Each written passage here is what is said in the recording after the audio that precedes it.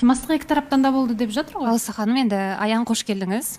Жалпы мен мына нәрсеге не қылып кеттім да, ашуланып кеттім да. Алдында да бір қадірімді білмейтін, қадірсіз деп, тесікшелек, осал ағаш деп. Мен олай теңей бермеңіздерші. Мен не істедім? Олай қайта-қайта бір білмеймін, болмайтын бір нәрселерге теңей береді да. Біресе Ернар, біресе Аян екеуі дос болып алып. Енді мен ойлаймын, мен өзімнің ішімде не сездім? Қандай сезімді көрсеткім келді, соны көрсеттім. Мен енді ішімде жоқ болса, ол сезімді көрсете алмаймын. Мен маған осындай ухаживать етті екен деп мен білмеймін енді. Ойлаймын да, мен не сезім, соны көрсетуге мен құқылымын деп. Қадірімді білмейтін, білмеймін андай бір неблагодарная дегенге келтіре береді да, қайта-қайта. Соны айтайын дегенмін. Енді негізі қараңыздаршы, ойланып қарасақ Айдана, Аян кіріп келгенде сенің настроениең түсіп кетті бірден. Оны біз бәріміз көрдік, дұрыс емес па?